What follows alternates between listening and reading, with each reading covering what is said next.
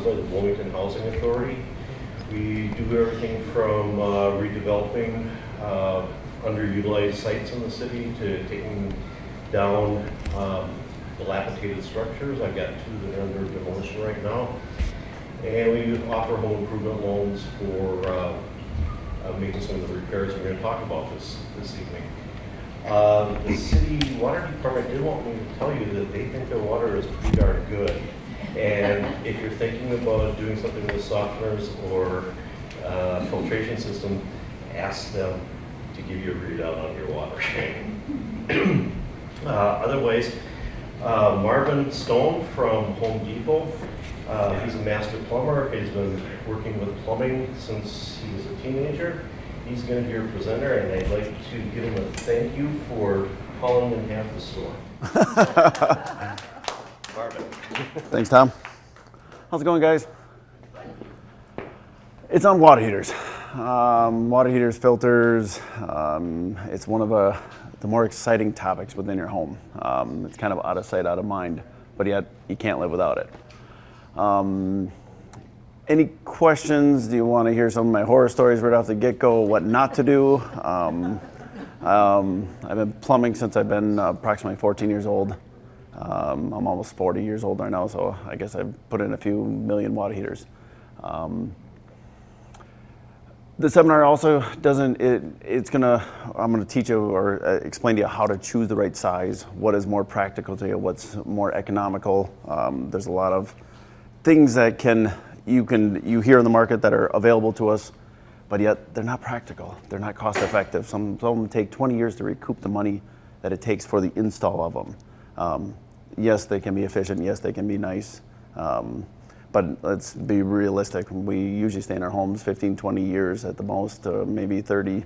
Some of us are exceptions to the rule. Any questions off the get-go? Yes. Are you going to talk about the power band? Yes, love to. Yep. Is there a question right off the bat about them? It's really timely. I just was driving by the other day and saw the marquee about water heaters, and we're just in the process of getting a new water heater. So Sure. It's great. Sure.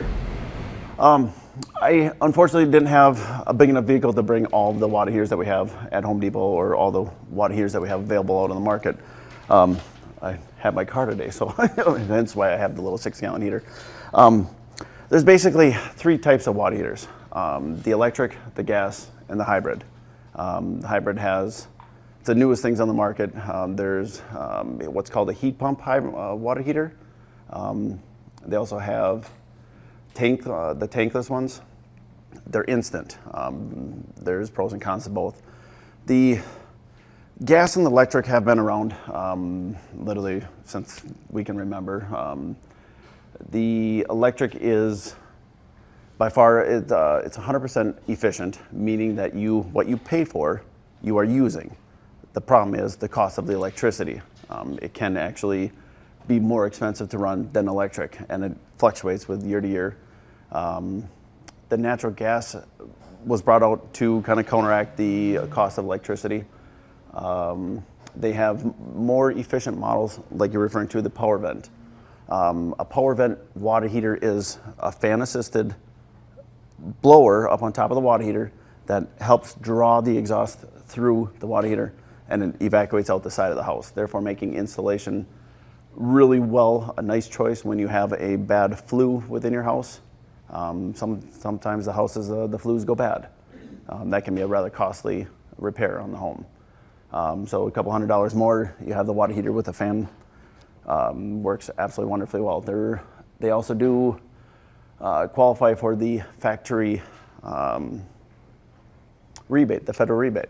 So you get a little federal bonus at the end of the year for putting a more efficient water heater in. Do's and don'ts about water heaters. The biggest thing, cities love to nail homeowners and plumbers alone. These are wonderful, except they're not allowed.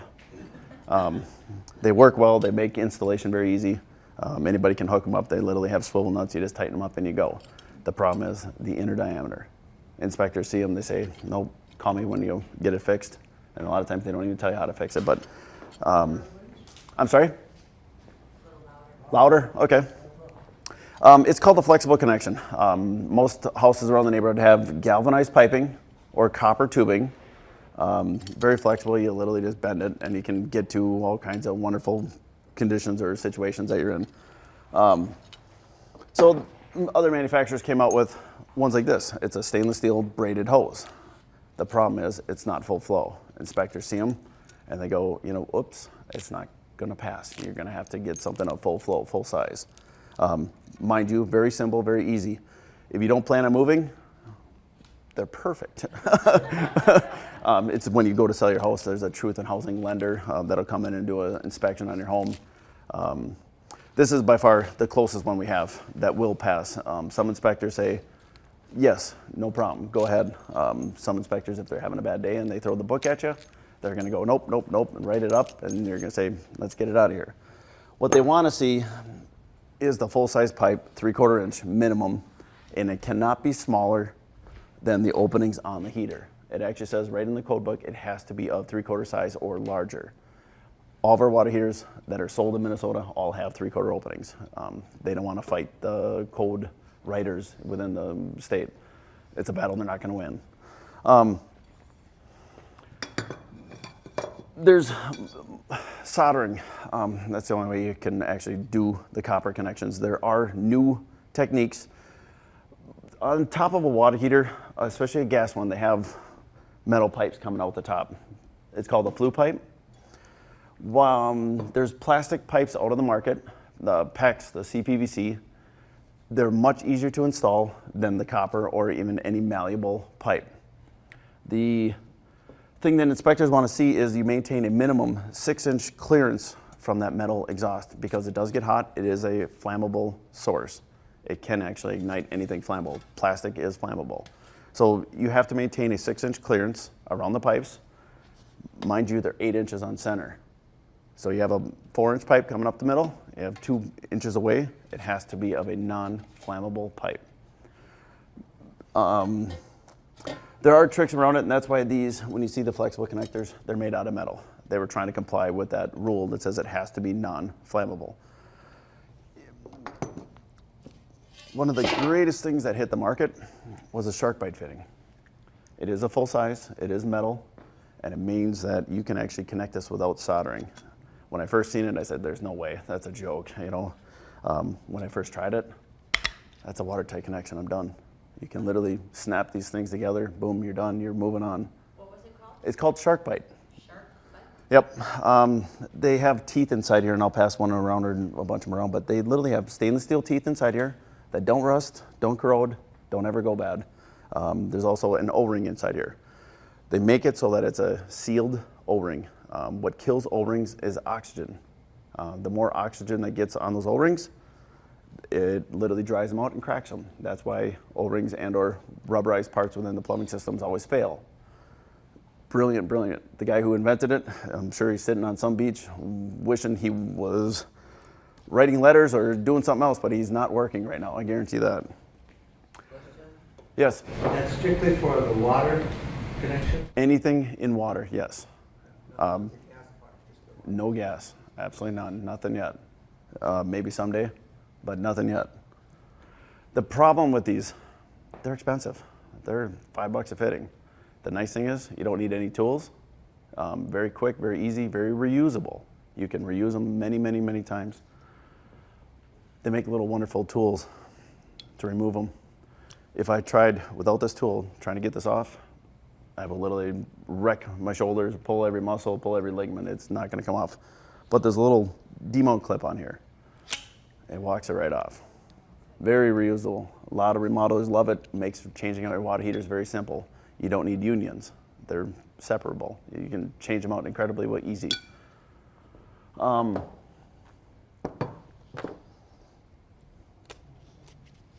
Water heaters all come, I shouldn't say all, majority of them come with dielectric nipples coming out the top. Have anybody ever heard of a dielectric union? It's a device that was created back in the 70s to actually counteract the electrolysis that can happen between galvanized pipe, copper, and then going back to galvanized. All of the water heaters have galvanized tanks, and they always have. So between switching from metal, from galvanized piping let's say you went to a copper pipe and then back to a galvanized again, there's what's called electrolysis. It's a natural occurrence between dissimilar materials. Basically the materials break down, they fight each other.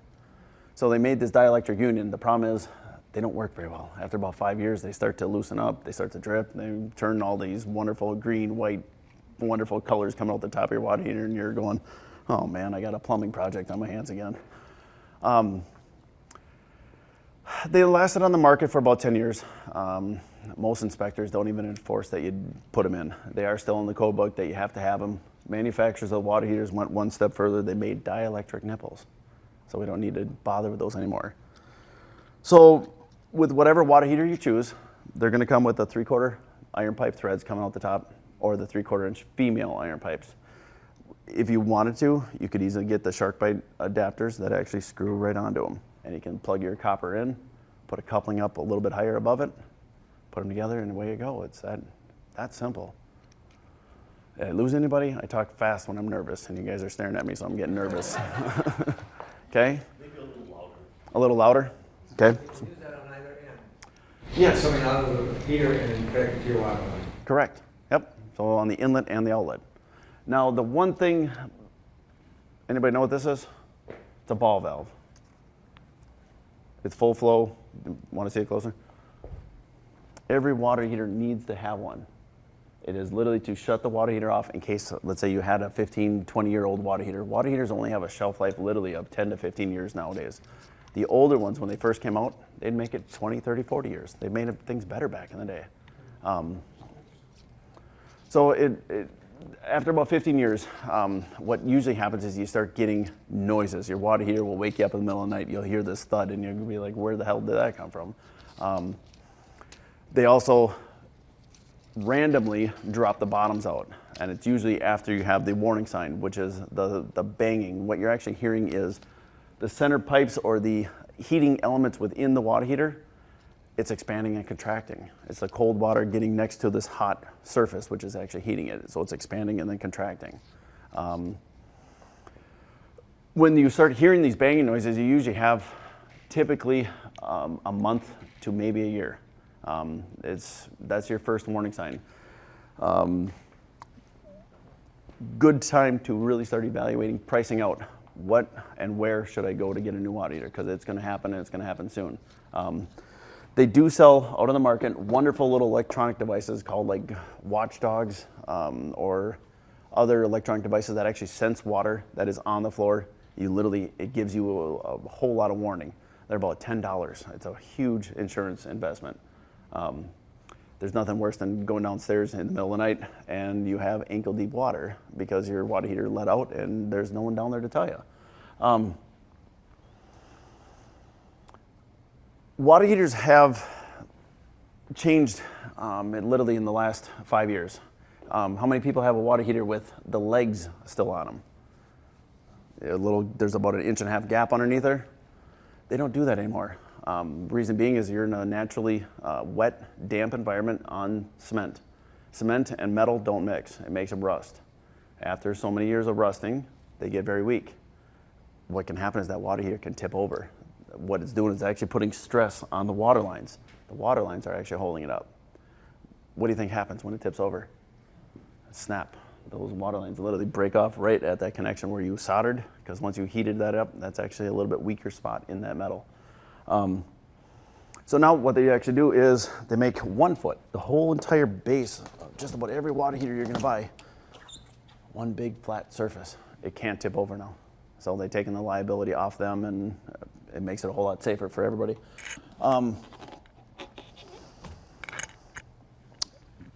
Anybody have an idea what this is? It's called a TNP, temperature and pressure relief valve. Without this, that's a bomb. If these elements, this is electric, gas is notorious. There's a little sensor inside there. All water has dissolved minerals in here. These probes, and they're also on the electric ones, they're also on the gas. If they get corroded with the elements in water, they literally build a bridge around it. It gets to the point where it's literally almost 3/4 of an inch around. You can't pull it out if it stays in there too long. It basically makes the water heater can't tell how hot it is. So it tells it that it's still cold. It just keeps cooking. It's boiling, it's building steam, it's building pressure. Without this, it literally can go shooting up and out your roof. So it detects at 150 PSI, it will actually start to drip and relieve the pressure. If the water temperature gets over boiling, I believe it is 210 degrees, it will also start to drip. A lot of people like to use this valve as a draining point. You literally are going to be buying a new $10 fitting. They're very How long have sensitive. they had these? Have they been in water heaters forever, or? They've been around since water heaters. Every water heater has to have one of these. They're about $10. They literally screw in. There's male threads. If they start to drip, that's your warning sign. That means it's bad. It's time to replace it. It's one of the best $10 safety devices you actually have in your home. Most people don't even know what it is.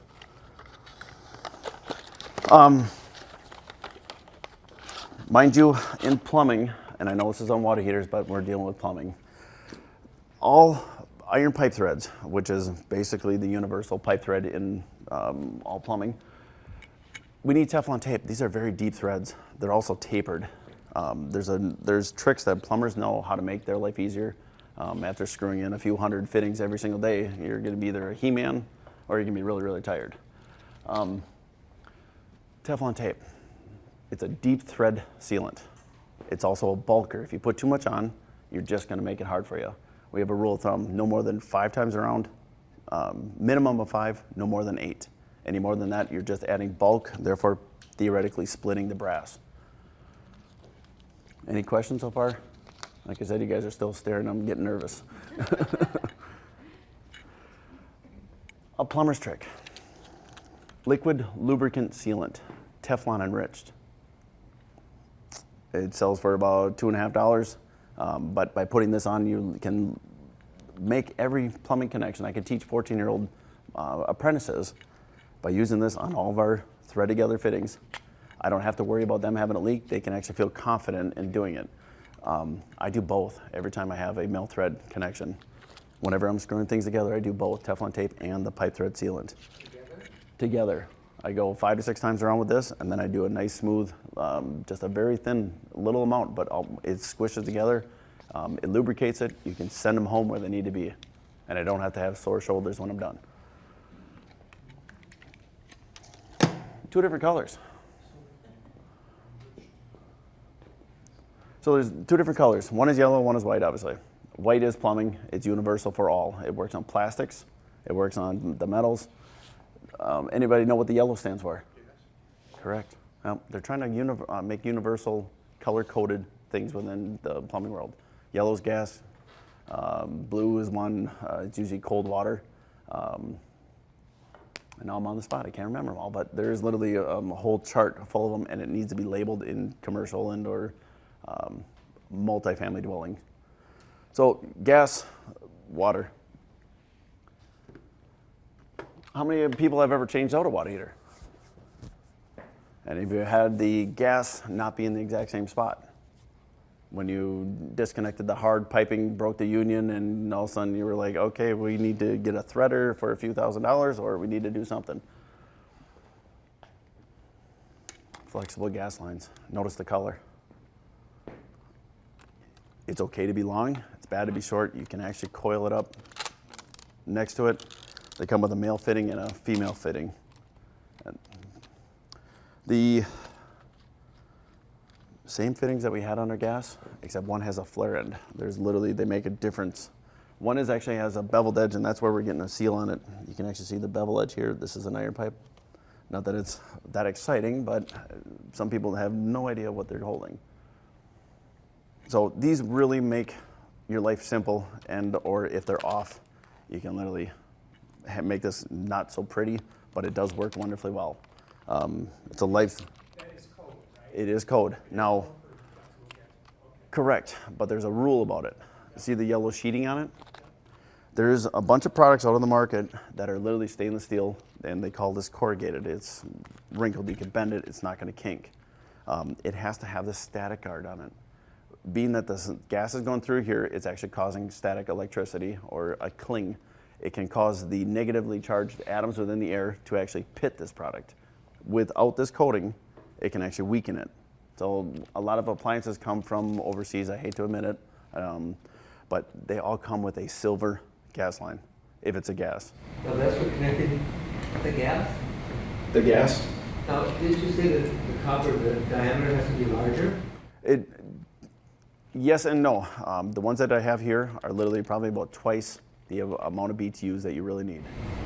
But it's still smaller diameter than the solid copper. That's gas. You're talking about water, you see. Yeah, the flex ones for the water have to be of what's called full flow. If I measure the inside diameters, that's 5/8. And that's why the inspector can say that's smaller than the full flow of 3/4 inch. On gas, they already did the engineering. They already told us. Yep.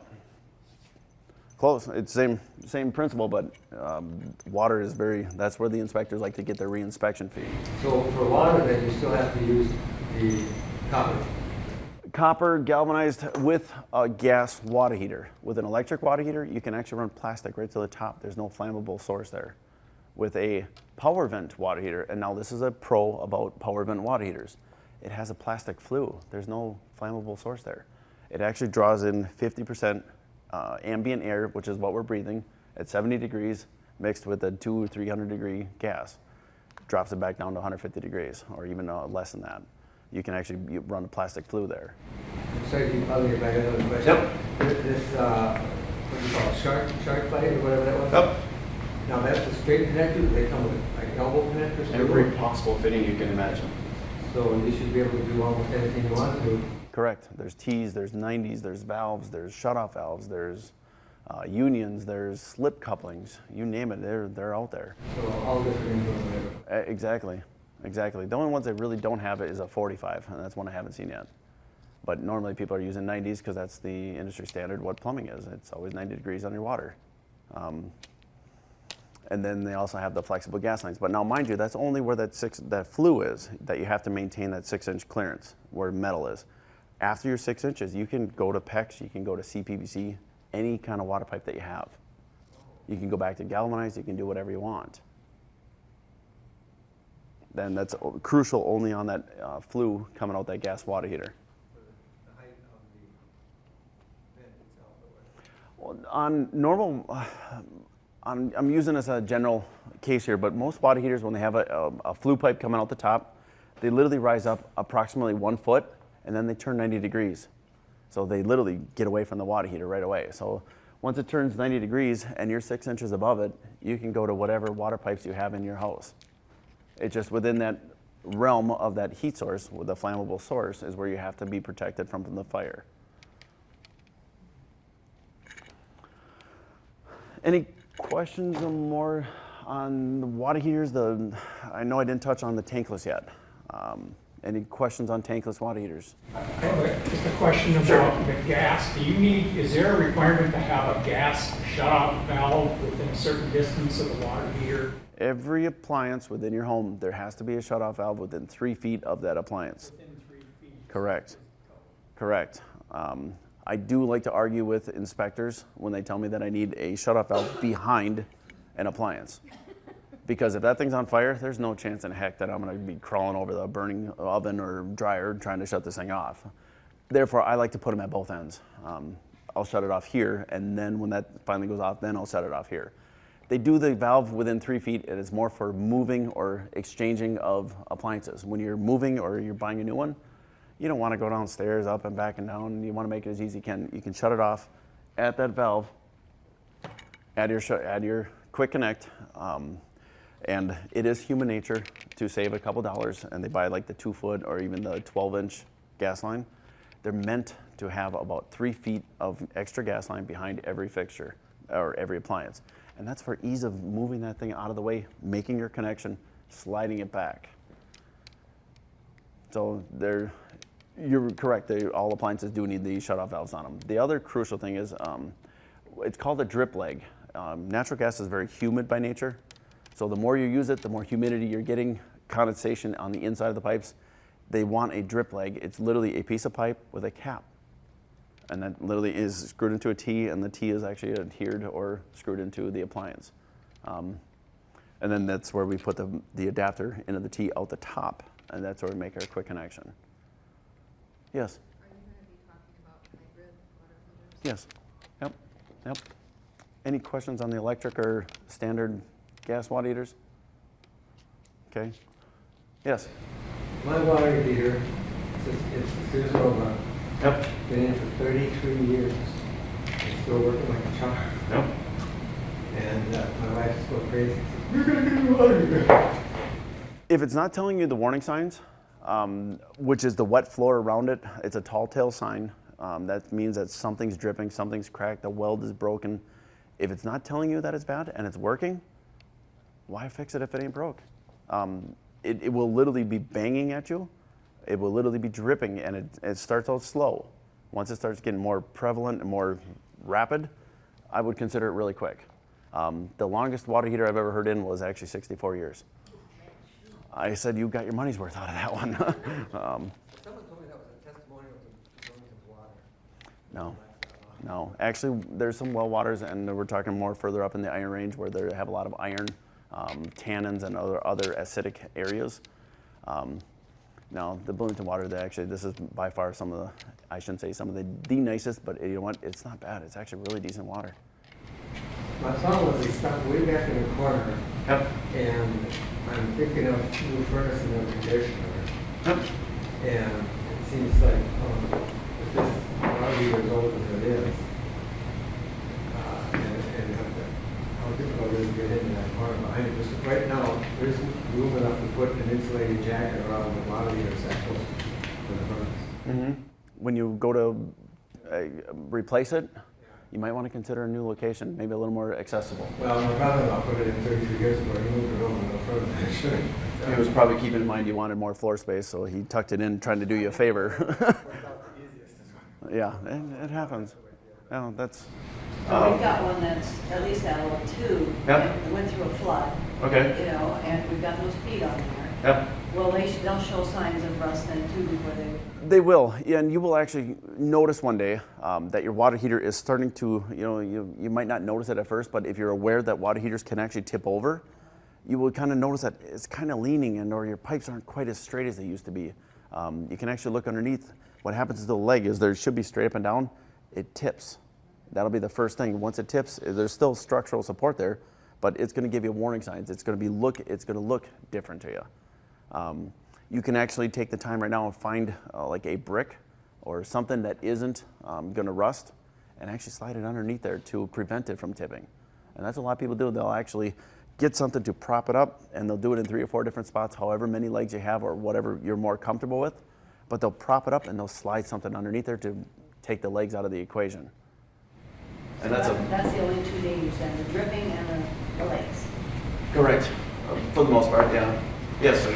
Yeah, we got that same machine insured against failure, but I figured out the team, they come out and say, well, we can't repair that. I'd like somebody to come and teach me how to take the burner out and clean the rust, carbon, and junk out of it, and that would do wonders for the whole operation, perhaps. A shop vac works just as easy. A shop vac? Because there's an orifice in there and it's actually under pressure, so you don't have to worry about the gases or anything falling into the orifice where the gases come out. It's actually protected by that whole entire burner. It's actually right in the center of it. So if you're having debris land on the burner, it's literally just a big bowl. It's just catching it. It doesn't hurt anything. It doesn't look well, but a shop vac, you can actually get in there, you can actually vacuum it out. That's the easiest thing to do. That's the easiest thing to do. There is actually 3 pipes that come out of actually some of the older ones actually only had 2. There was a pilot and then a main burner. Now they have a thermocouple. A thermocouple is literally a device that senses that the pilot is working. Some of the older ones didn't have that, and that's how if the pilot went out and it was still blowing the gases out, it's a natural disaster with gas coming out of those water heaters. So you won't damage it if you vacuum I'm sorry? it. You won't damage it if you vacuum it. You will not damage it. Yeah, I mean, now it depends on how you vacuum. I mean, some people are very brutal with their vacuums. They like to bang the end of that thing on, kind of bang it around. So if you're gentle in there, you can kind of vacuum it out. You can probably get 90% of it, no problem. And it's just a natural oxidization of the galvanized pipe on the flue pipe. Yes. Interesting story about that unit. In '87, the Great Flood of '87, which I'm sure everybody remembers. Oh, yes. It was immersed in water about 2 feet up on that unit, and it left a water mark. FEMA guy walked by, told him what deep it was, and he looked at it, and that lasted about 2 months. Well, do the math. He was off a little. It's still running fine. They built things better. He was a little bit off. Yeah. Yep. Yes. Question about the banking units. Yes. Our water meter makes a lot of noise. Okay. Don't know if it's banging necessarily, but I thought I read at one point that they can get sludge in the bottom of them. Yep. And that as it stirs that can cause, I don't want to say gurgling, but it's kind of somewhere between a gurgle and a bang. It's actually micro air bubbles collecting together, and it is a burp, basically. Water is, it really is. The sediment down the bottom, they preach this to us in school that we're supposed to actually teach the homeowners when we're installing the water heater that every 6 months, that's what manufacturers recommend, that you literally take a gallon of water out of the bottom. You're literally removing the sediment and or the sand, the suspended hard elements within water. They all, when you heat up the water is moving a lot faster than the sediment. It's also heavier. It settles on the bottom. That's what kills the majority of all water heaters. As you heat water, what does it do? It boils. If there's a lot of sand, sediment, sludge down the bottom, it gets trapped there. If that's pure oxygen right along a galvanized or tin tank, it has no choice but to rust. The rust then over time weakens the metal, therefore creating a leak. Therefore, the more of an area, the more the water heater wants to drop out the bottom. So they say that every 6 months you're supposed to do it, if at most twice a year. They recommend once a year is a must. I'm a plumber by trade. I don't think I've ever done my own. It's just, you get done working, I don't want to work on mine. Yes, sir. Actually, the faucets on the bottom of the water here will fill if you do that often. They don't hold up. Yeah. Yeah. Yes, sir. I had a lot of trouble when I tried to take that water out of the bottom, trying to get it to close back off tight. Is that a common issue? It is, and it's not. Manufacturers have found ways of making their products less expensive to build. They use very inexpensive parts. They use plastic. It's literally 2 planes that literally kind of 45 together. They literally create a seal. It's not the best on the market. They used to create brass ones, real ones. If you ever notice that when you go open it and you try to close it and you can't get it to seal, literally unscrew it out. Let's put a brass one in its place. It costs about $5. This one will last the life of the water heater. The one that comes in there, the more you use it, the more likely it's going to literally leak. And it's literally a way that they can save $5. So $5 on every water heater, let's say they make a few $100,000, it's a lot of money. So mind you, if it does leak, replace it. You'll be much happier. They purposely don't put a handle on there. Anybody know why? Little kids love to turn things. And guess what it's going to burn? Their toes. So the Department of Health says, for our kids, for our own safety, so we don't burn our toes, let's not put a handle on there. So they put a screwdriver slot in there. Not many kids walk around with screwdrivers. They shouldn't. But they do have a way of turning on and off. It is literally a true valve that has a stop. It has a rubber seal in here. It is rebuildable. You can literally outlive the life of the water heater. A good choice if you have a leaky valve. Any other questions? Yes, sir. Did you mention blanket before? I heard somebody mention blanket, using a blanket. Yes, no one's mentioned that word yet. There is water heater blankets out on the market. They were very popular back in the 70s and 80s, very energy conscious about, let's save as much money as we can. Water heaters have at least 1 inch to 1.25 inches of insulation on there right now. The ones back when they were first built, they didn't have that much insulation. And that's why the water heater blankets were actually introduced into the market. The amount of energy that you actually lose out of the water heater, it is actually a good thing. It actually helps to heat the house. It's usually near your furnace. Basements are usually cold. It does get reused. You're not actually losing it.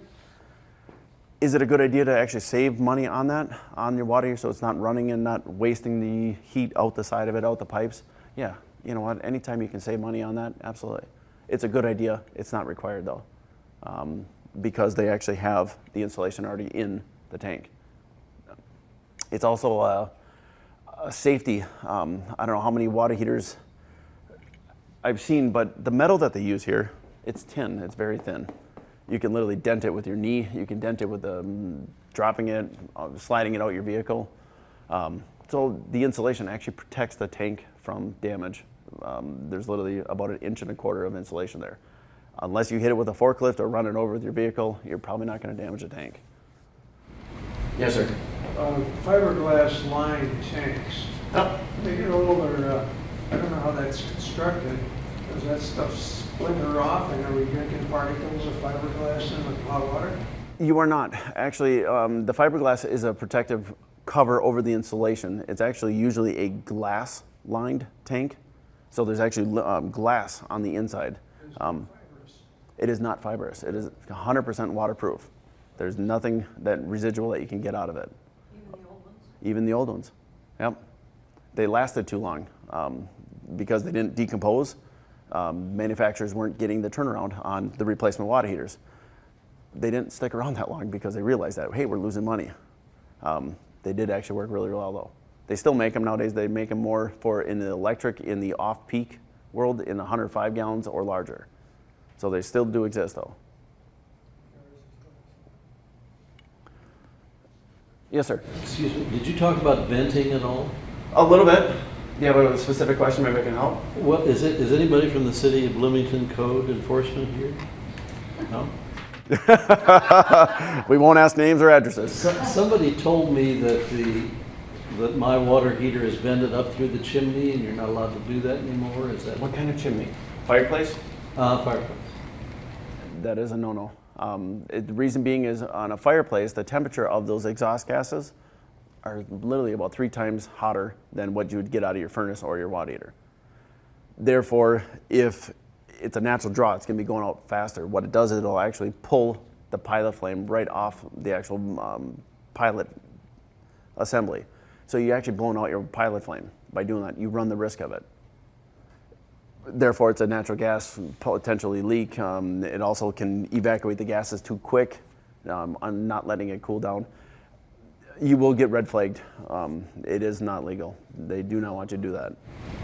I'm not sure that's true, officer. I'm just a plumber by trade, but I've seen that where they will have separate flue chases in there. There will be one for a fireplace, and there'll be another one Well, for it may be that for your there's mechanical. You know what I mean, separate. Side by side. That I have seen. Now, That if is they legal. install a new one, typically they wouldn't use a venting like that? No, they will talk you, they will persuade you into going with what's called a power vent water heater, where the water heater will literally draft out separately out the rim of your house. And that's more of the direction that will try and get you. It's Be at ground level like that? Yes, it'll come out approximately ground level or a foot above. Yep. And that is actually into the inspectors or even the builders, the building inspection. That's going to be his call. I'm just letting you, as a plumber standpoint, what I've known and what they've taught me, that's not code compliant. Mind you, they don't do that anymore. It might be before my time. So I don't have 110% certainty that it is and isn't legal, but my guess is it's not legal. Yep. Yes, sir. It's not a problem though to have the water heater vented to the furnace going up, no, the furnace pipe. Not at all. It's just the fireplace. Just the fireplace, yep. Yep. They literally nowadays, in new construction, they have what's called a double-walled pipe. And they'll literally run a 5-inch pipe up and out your house, and they'll tie the 4-inch flue from your water heater, the 4-inch flue from your furnace, they'll tie them together. Mind you, this is actually a specific one for a tankless water heater, but a double-walled pipe is literally a fire-resistant pipe. The inner pipe will get warm. There's an air gap here to help retain the heat inside here so that this isn't as hot. On double-walled pipe, you can be within 1-inch clearance. You don't have to be 6 inches, which it can be a critical thing on water heaters when you're coming up from the top there. So there is tricks to getting around it if you're stuck. Mind you, it's a loophole that you got to fight with your inspector, and a lot of people don't really want to fight with the inspector. They want to move on or do whatever they got to do. Yes? So with the venting, our current water heater, I believe, vents up Yep. we have a high efficiency furnace that's a direct vent. Yep. So when we replace our water heater, is there any benefit to moving to a power vent, or should we just leave it with the one that goes up? The benefit of going to a power vent is it's a sealed combustion, just the exhaust gases are going out. The pros of, or the con of having a what's called a B vent, it's just a style type, the double wall, you lose a lot of heat through this. It literally goes right up and out through the roof. You don't know it, but it does lose a lot of BTUs That's there. the one that's going up. Correct. Right. The other con against it is without that furnace, it never truly gets up to temperature where it will literally resist the rusting that can occur. You literally need a large amount of BTUs, a large amount of temperature to keep it evaporate the water that can occur in the exhaust. You can always see that in the steam that's coming out the top of your house. But by getting it hot enough, you literally evacuate the water up and out. And that's why you always see icicles coming out around these things. So what you're saying is, since it's not tied into the furnace, we would be better off moving away from a roof vent to the power vent. Yes. Yep. Yep. And then they can actually cap off, they can actually flash it or finish the roof, remove that pipe, and then you can actually have a little bit more economical on your heat loss through the roof. Yep. So there is a pro to it, big time, for the $200 or $300 difference in the cost of the water heaters from a standard water heater to a power vent. $200 or $300 can be made up rather quickly in one winter. Yes. Yes, I am. That was my next thing. Yep. Any other questions about the standard water heaters? Yes. One more question. Can Yep. you speak a little bit to size? Sizing water heaters. There's a standard rule of thumb. 40 gallons is the industry standard. 30 gallon was typically, it was cost rated. Everybody was in a penny pinch back in the 70s, and that's when the 29 gallon water heater was introduced. It was meant for one person, maybe two. On 40 gallons, you can have up to 4 people, 2 adults, 2 kids. Mind you, it's 2 showers. After 2 showers, the water heater has to recover. Like two times showering is what you mean. Correct. 2 people Back can to take a back. shower, and then it needs to recover. Yes. Yep. And it's going to be different with every family. Every person takes a different length shower and or the different temperature. We currently have a 70 gallon water heater. You currently do. We have a family of 6. We've That's a never good had choice. a problem running out of water, hot No. water before. No. It's been very nice, so I worry about going to a smaller one. I wouldn't recommend it with the size that a family of that size. You could possibly go to a 60, which is a high demand water heater. It just has a larger BTU burner. It just cooked the water faster. So I would probably stay with the 75 or 70, whichever you have. Yep. Yes, sir. Before you move on to the tank one, Yep. some questions on replacing an existing gas water heater. I mean, I see this, some are 6 years, some are 10 years, some are 12-year warranty. I know I'll never get one that's gonna last 35 years. Nope. Yep. Home Depot they've tried making it simple for everybody. There's 3 models out there. There's a 6-year, a 9-year, and a 12-year water heater. Good, better, best. Good is the industry standard. It's price relative. It hasn't changed in 70 years. Granted, they put safety features on there. They put the sparker on there. They put an air scrubber on there, meaning if you have a gas can in front of it and it's sensing flammable vapors, it will not ignite. It will literally shut it off. So you have until you remove it, and then it senses that there's no more flammable vapors. By switching from a 6-year warranty to a 9-year warranty on a water heater, there's what's called a drip tube on the inside of a water heater, and that's actually the fill tube for the water heater. It's always on the cold side, and what it does is coming from the top, it channels the water all the way to the bottom. By putting the cold water down, it's pushing the hot water up. Therefore, you have a continuous supply. The other one doesn't have that? It does have it, but it only has 2 jets on it to help stir the water, and that's to help lift the sediment on the bottom that can occur. On the 9-year water heater, it has, I believe, 7 to 10 jets. It stirs up that water. The more stirring you get, the more sediment, less reduction on the bottom, the longer the life of that water heater. That's probably the biggest engineering on that water heater. The other thing is they actually put 3,000 BTUs more on a 9-year water heater versus the 6. It cooks the water faster, not running as long. The longer you run it, the more you're heating the bottom of that water heater, the more likely that's going to fail. So by changing just a couple little engineering on those water heaters, you can actually get 3 years longer life out of it very easily, where they're comfortable saying, we can put a warranty on here for 9 years. Granted, it might last 10, it might last 15. It all depends on how you use it, what type of water, and or what's in the bottom of it. So the jetting in the fill tube or the drip tube, why they call it a drip tube, it doesn't make sense, but by stirring up the water, keeping it moving, you're actually introducing cold water to a little bit hotter water, therefore creating the temperature you need. But you have literally a whirlpool inside your water heater. And what about the 12 year? You're buying a warranty. That's probably the only difference between a 9 and a 12. You're buying 3 years, and it's literally $60 difference. So for $60, you get 3 more years of warranty out of it. That's the easiest way I can describe it. Granted, they might put an extra jet in that drip tube on there. I just don't really have time to pull that drip tube out and count these things. That's the only difference I've seen on them, is literally the jetting between the 6 and the 9 and the 3,000 BTUs. Is that fairly consistent throughout whoever's manufactured? I mean, Very. whether it's Home Depot or Yep. Yep. whomever. No worries. No. Price does kind of reflect the quality that goes into it. It also does reflect how they're going to treat you with their warranties. The less you pay for things, the less likely they're going to have multiple people there for customer service. Let's say you have a problem with your water heater. So for the few $5, $10, $15 more that you might spend on a water heater, they're going to have better customer service, and that is very true about the market. Water heaters are very generally built the same.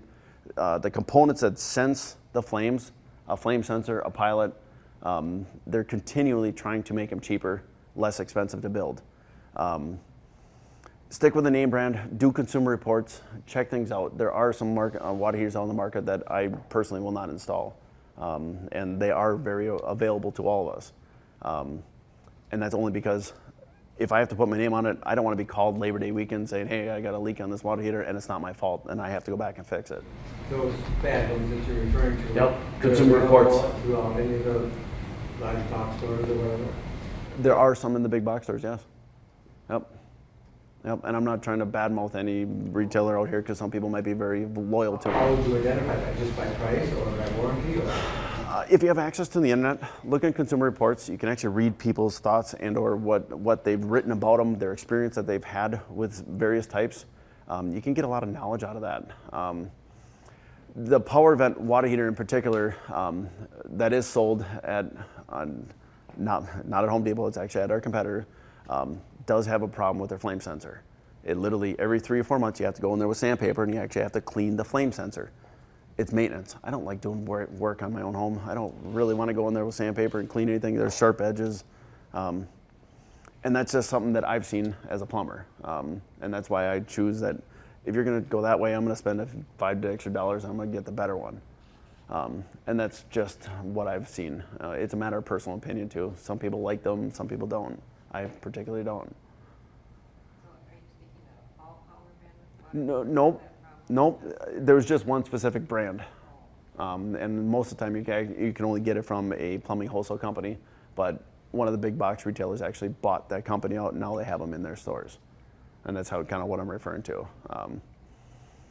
Without bad mouthing, I'm not trying to badmouth anybody, but most of the time, and it's literally about 90% of them, they're all good. I don't have any problem with it. There's just one manufacturer and one specific model that I literally carried 12 of these repair parts in my vehicle, and when they called, I was ready for it. It was that relevant, it was that prevalent. What if we came to Home Depot,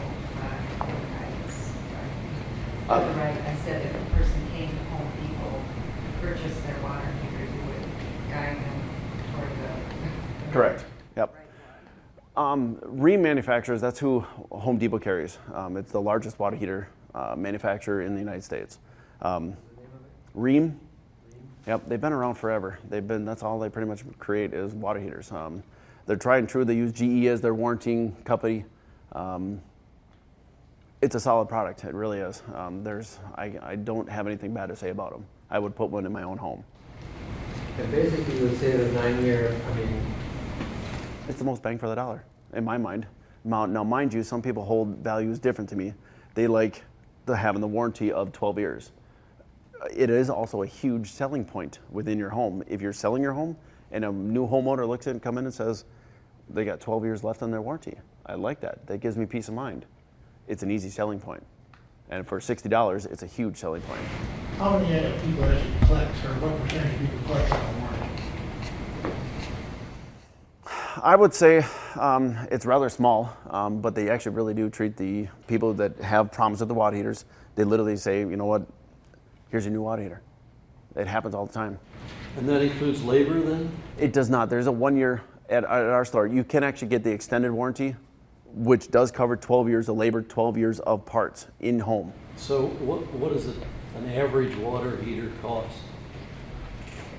Between $300 and $400. And then what's the average labor to install? About $400.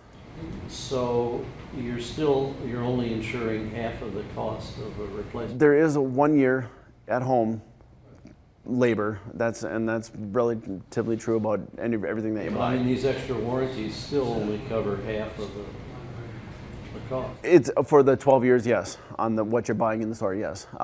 There is options for you. You can buy extended warranties, and as a consumer, I don't like them. I feel like I'm being ripped off.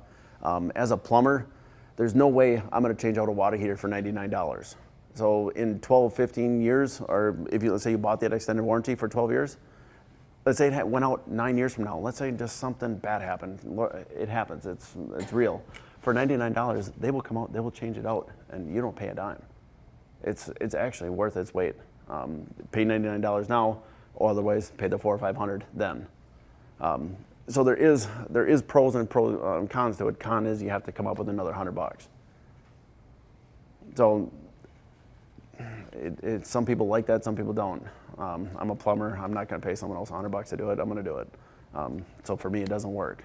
Now, when my cell phone breaks, yeah, having that extended coverage on my phone, yeah, when I'm mad at somebody, yeah, it broke. I don't know how. So sometimes it does work, and that, in my mind, I think that's a fair value. I really do. Any other questions on the gas or electric water heaters? just one last question. Yep. You do it yourself, right? How is that in terms of inspectors or? The do-it-yourself part of the water heaters? Yeah. Three things that they're looking for. One is the T&P valve. That has to discharge within 18 inches of the floor. They're looking for the two pipes to be metallic, of full size coming out the top. They want to see pitch on that metal flue, and that's really all they're inspecting. What you said, 18 inches off the floor for the. The T&P valve, where it discharges, they don't want it coming out 4 or 5 feet off the ground, because by the time it gets to the ground, it's a big funnel. You can't get near it. Standard on the heater? Is it standard on the heater? The height, yeah. It comes out within the top 6 inches or the very top. There's two locations, a top mount or a side mount. 90% of them are side mount. It's the top 6 inches of that water heater. You just have to put a pipe down the side. Yep. Oh, I see what you're saying. Yep. You just literally have to pipe it down to the ground. It's very elementary, or it's very simple, but it does need to be close to the ground. It can't be on the ground. It just has to be able to discharge on the ground. So you can see something's going on, going wrong with it. The 6 inches apart on top, and then you got 18 inches above the bottom. Yep. Less than 18 inches. Oh, less than. Less than 18 inches, yep. And I have my cards up here. You can more than welcome to call me at work. Let's say you're doing it and you have questions, call me. I'll be more than happy to talk you through it. They want to see the tank, this dropped within 18 inches. They want to see metallic pipes coming up at least 6 inches, dissipating at least 6 inches away from that flue. And you said pitch. The flue has to be pitched up because natural hot gases rise.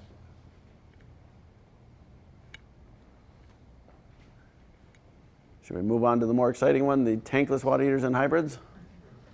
Okay. Anybody have any questions, any thoughts, anything you read that you want to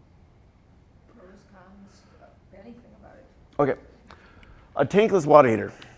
It literally it holds, and between various models, they hold about 3-4 cups of water, and that's all that's in it. There's literally a bunch of channels in here that the water has to pass through. Mind you, a normal water heater has about 36,000 BTUs, British thermal units. This is 200,000. When it turns on, your gas meter's spinning, and it is spinning. Mind you, your flue coming out of your house that vented your old water heater, it has the capabilities of literally only 150,000 BTUs. This will overload it. Now you have a fire source going right up through your house if you reuse your old flue. It cannot be done. It has to be vented out separately. Stainless steel is what the manufacturer recommends because it doesn't collect heat as easily as galvanized or aluminum or tin. Very efficient, works absolutely wonderfully well. The biggest thing most people actually misconceive about them is you have hot water right now. Where this is located in your basement, where your old water heater was located in your basement, you have conductive properties within your pipes. As the hot water is going through the pipes and it discharges up there, yes, it is hot right then. The minute you quit using that water, there's still hot water there, but let it sit for an hour or two, that pipe will conduct all that hot water out of there. You're left with lukewarm water. You have to lose that lukewarm water to get new hot water out of this. Same thing. It's just the pipes are coming from. It's going to be a lot quicker. It's going to be right there. The ground actually has an R value. It does actually retain a little bit of the heat better than the air. The air literally robs those pipes of all the BTUs. Another con to this, a lot of people have what's called recirculating pumps. With this type of water heater, you can literally recirculate the water from your furthest fixture at a slow rate, therefore keeping the water hot at that point of use. Those work well. This, if you're moving that water, this thing's running. It's turning on, turning off, turning on, turning off, turning on, turning off. You're literally wearing the life right out of it. It doesn't like recirculating pumps. It has a turbine on here, and how that works is as the water's entering, it turns the turbine, therefore opening the gas valve inside here, telling it to turn on. It does require electricity, and that's where the thermostat comes in. But mind you, they're about $1,000 just for this unit. 200,000 BTUs right now. A normal water heater is $400. A typical installation's $400. You're at $800. This is $1,000. It doesn't seem that bad. The problem is where's your water lines and your flue coming out on your water heater that you have in your basement? Out the top. This one's coming out the bottom. You have to redo your plumbing. There's another additional installation. I like them, don't get me wrong. I have a couple of friends that actually have them in there. What's that? It's hard to tell. You haven't said anything about it. No, the positive is, let's say you have family come over and everybody wants to take a shower. You've had that long road trip, everybody wants to take a shower. You're never gonna run out of hot water. They work well. A lot of people have jacuzzi tubs that take 90 to 100 to 200 gallons. It depends on the size. This will do the problem. This will fill it, no problem. Brilliant in technology, but mind you, there is some cons to it that kind of outweigh me on saying it isn't practical for me. For your situation, it might just be what you're looking for. I'm not buying you one. What's that? I'm not buying you one. No, I know it. I'm saying, but for you and your situation, it might be what you're looking for. Tell me what would be positives that would work other than my non-existent. Things that you don't have. Sure. This one keeps the water. Let's say it was a 40 gallon, 50 gallon, 70 gallon.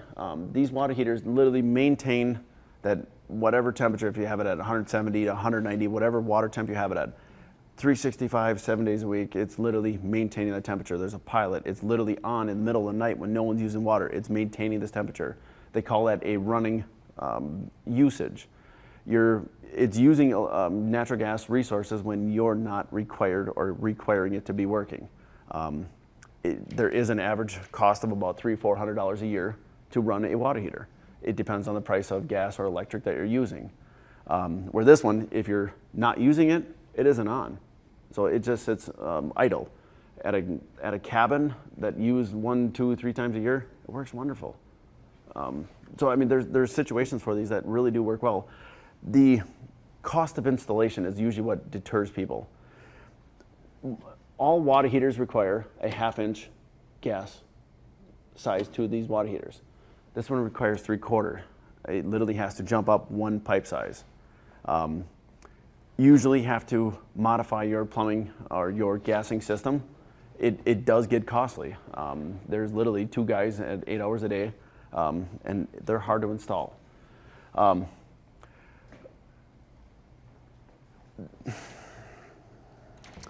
The gas comes in from the bottom. They also mount up on the wall, so they do save a footprint. You can get more storage in a small home, or if you have a small utility room, they do work well for making more storage within your facility. The other thing is they have a maximum flow rate. Between manufacturers, the average is between 4 gallons a minute and 7. One shower is 2.2 gallons per minute. You can actually have 3 showers running on this one at the same time. It will keep up. Mind you, if you're doing your laundry, doing the dishes in the dishwasher, both of those are 2 gallons a minute also. So if you have multiple things going on, you can actually have lukewarm water coming out of this thing. It just can't keep up. But do they work well in the situation? Let's say there's one unit that's a little bit smaller than this. It's 100,000 BTUs. If you have a single person in this, let's say it was a townhome, and they can kind of monitor what they're doing. They're not doing laundry, they're not doing the dishes, and they only want to use what they're using. It works well. The problem is the typical installation is about $2,500 to have this changed out from your normal water heater to this. If a water heater only uses $200 or $300 a year, do the math, it takes a long time to recoup that. There's a pretty big install price, and that deters a lot of people. So a lot of people say, well, in 10, 15 years, maybe I'll consider it then. The prices probably will drop. They'll probably be more common. They'll probably be a little more economical. The other thing is this lasts for about 18 years on an average. And that's just the average life expectancy of them. They're all copper, tank inside here. So you pull it open, it actually looks like an alien inside here. It's just crazy what's going on in here. But brilliant, brilliant, brilliant on the engineering. We just got to wait a couple years and let the price drop, and then it'll be more economical for us. I'm not sold on it yet, and maybe you can kind of gather that. Okay. I do like it. I do have friends that actually put them in their house, and they literally will tell me all the time to change my mind about it. If I had a new house and I was putting it in, it might be more economical. I might be considering it. And like I said, it's just my point of view, my opinion at the moment. Do we sell a lot of them? Yes and no.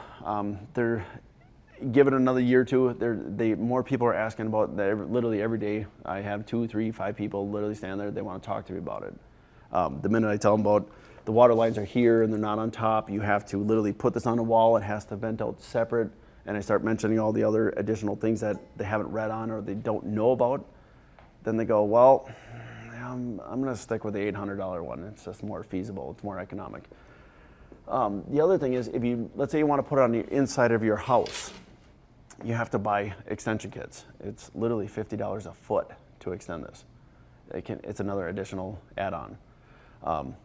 But do they work well? Is the government giving you a huge rebate on them? Absolutely. But it's 1/4 of your total bill.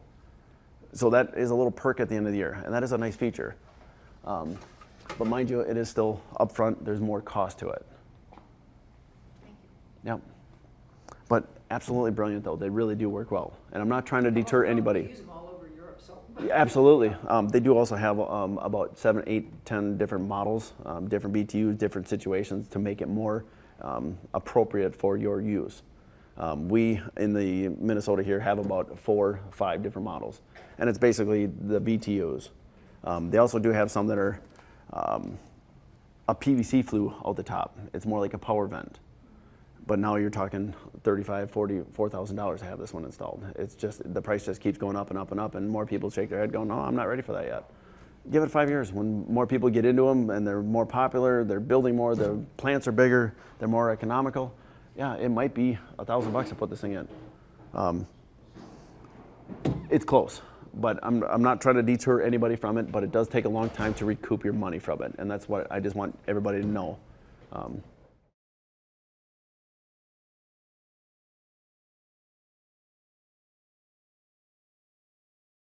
A lot of hot water, let's say over the night, and you go to run your kitchen faucet in the morning, and it takes you 5 minutes to get hot water out of there. By putting that electric 1 gallon or even 4 gallon one underneath your kitchen sink, you can actually have hot water. A lot of times when you're washing your hands, you're only using maybe a couple cups of water. You're not using that much. The electric one will maintain, but when the hot water from the water heater gets to the sink, that electric one will shut off. So it's literally only being used, it's literally only maintaining, it's there so that you're not wasting water. So they are practical, they do work. Mind you, they're, I think, about a $200 unit, so they're not cheap. But they are available. And they're very popular in commercial spaces when they have 500,000 feet they gotta go. A lot of times that hot water never gets there. So they are popular, they do work. There is also what's called hybrid tanks, hybrid water heaters. There's what's called a heat pump. They've been out for about 5 years. They literally, anybody know what a heat pump is? They have them on air conditioners, they have them on your furnaces. They literally, it works like your air conditioner. There's a compressor, it's compressing oils, it's transferring heat and cool. It's taking the hot air, like in Arizona or Texas when it's 107 degrees, it's literally running that through the compressor into the oil, and then therefore the coils inside the tank, and that's what heats your water. It is very efficient, except here in Minnesota we only have 100-degree weather for maybe a month or two. It's not practical here yet. That's why we don't see them here. In the southern states, they're very, very aware down there. They're very popular. So we have a hybrid heat system. So this would require, I mean, you said that they aren't even available here. We can order them, we can get them. We can get them, but they work. What's that? So it would be like another unit outside? Nope, it's literally all self-contained. For the hybrid part of it, to withdraw the heat from the air? Yep. That you wouldn't run off the present hybrid, for instance? It doesn't. It doesn't. It literally has a big motor, a big 2-foot round cylinder up on top of the water heater. The pipes actually come out the side. It literally comes out the top. In Arizona and Texas and Florida, all the southern states, a lot of people don't have utility rooms. They don't even have furnaces. They'll have electric heating sources, but their water heaters are typically in their garage, where it is warmer than the air-conditioned space inside their house. So that's why when people talk about the hybrids, they're not quite here yet because of these temperature differences. They are available if you want to try it. If you want to put them in, no one's going to stop you, but it's not practical here yet.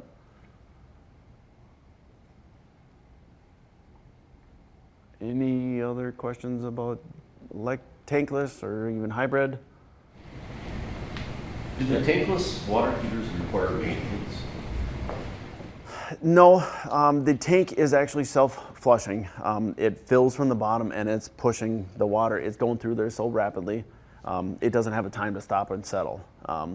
They do actually require that if you run into problems where the water starts to have an odor, you can actually have a chemical to put in to help disinfect it. It's rare, and it takes certain types of water with certain types of bacteria. And, all water has these things in it, and it depends on how long you let it sit. Water in water heaters, let's say you go on vacation or you leave for the winter, you're a snowbird, you go to another warmer spot. Stagnant water is literally water that has been cooked for too long. Anybody ever smell a rotten egg? It's just as bad, if not worse. It stinks. You definitely don't want to cook with it. You definitely don't want to drink it. It literally takes, you have to literally flush this out. And the best way of doing it is literally just turn your faucet on, turn the gas off, and just let it run for an hour or two until you don't smell it anymore. The Pilot is infamous for causing stagnant water. Just that little flame over a week will cook that water. It literally just sits in there. It's a bacteria, it doesn't hurt you, it just stinks. That's all it is, but it's called stagnant water. If you smell it and it doesn't smell like you want to cook with it or drink it or shower in it, don't. It just stinks, that's all it is. Can you buy a water heater, a typical one that still has a pilot light? Most of them are electronic ignition, aren't they now? That is just one of the safety features about them. They use what's called a flame sensor. It literally detects a glow plug that will ignite the burner. Once the burner's lit, a flame sensor will detect that the burner has ignited. They've kind of become technologically advanced.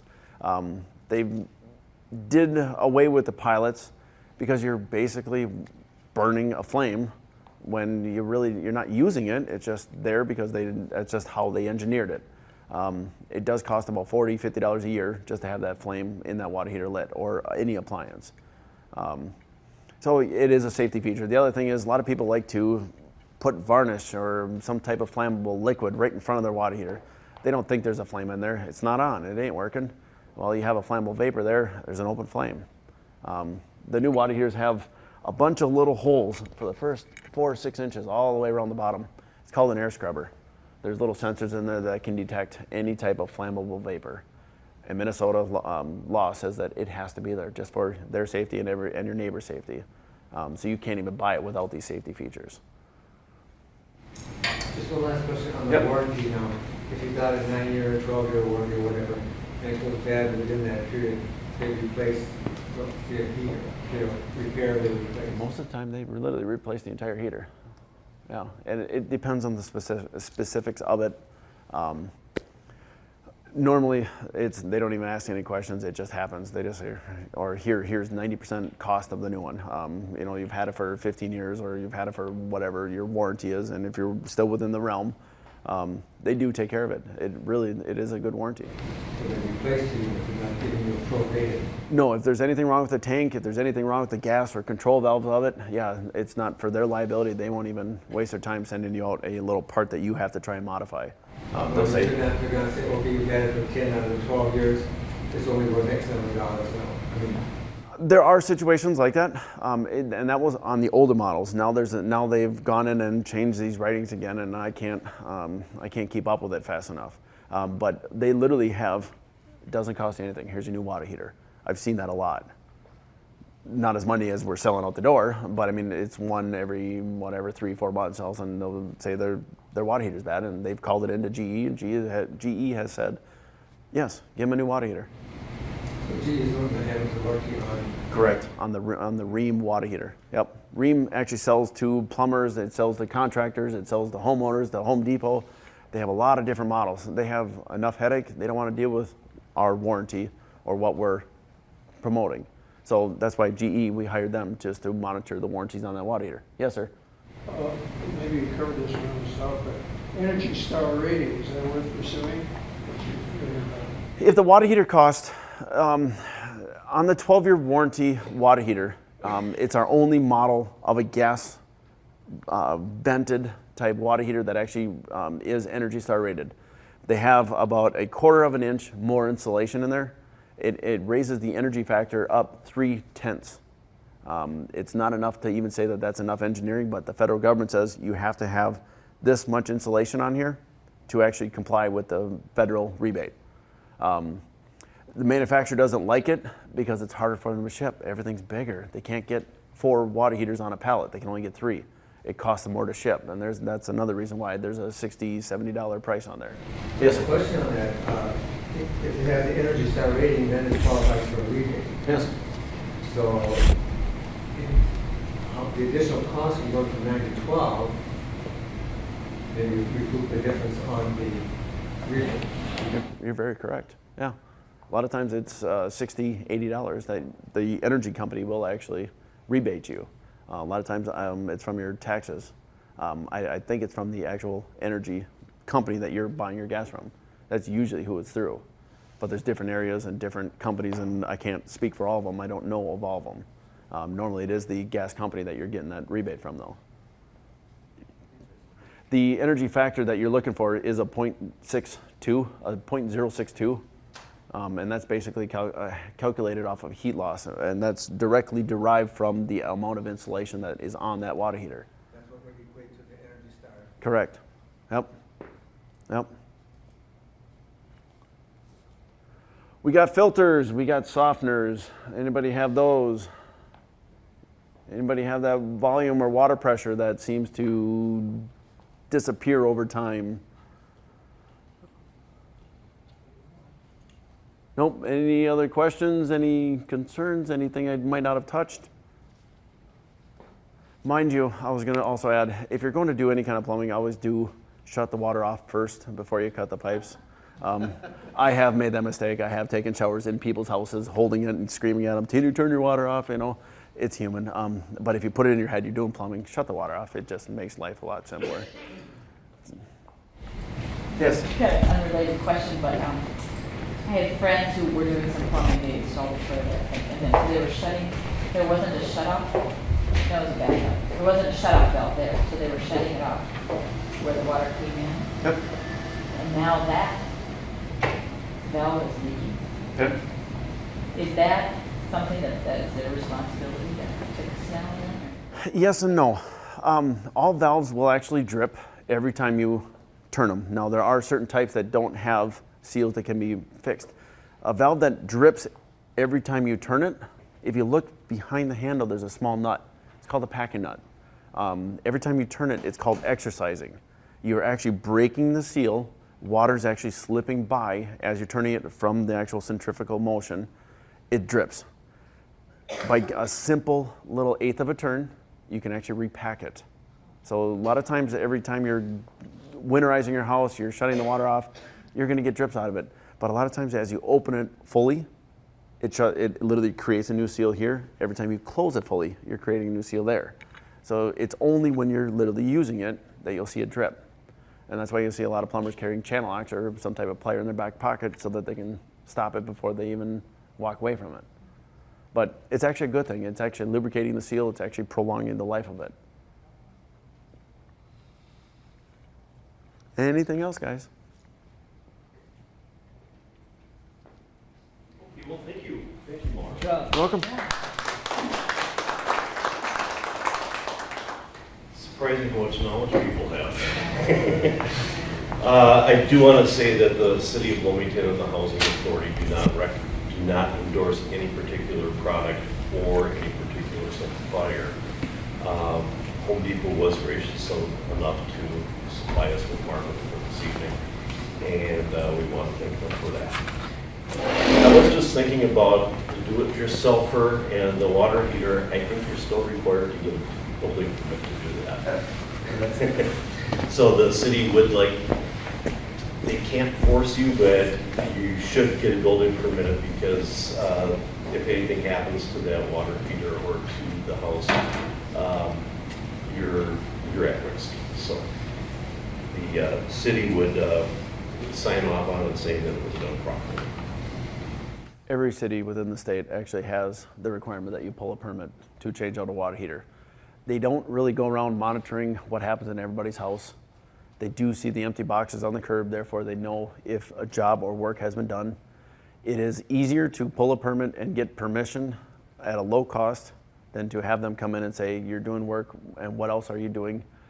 They actually sometimes have the authority to actually double fee you for it, so it can actually cost you more. It can actually be more of a headache having the work done and then trying to pull a permit at a later date.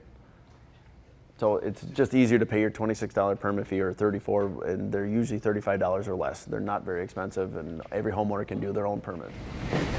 I would strongly recommend you do that. Yes, it is very much recommended.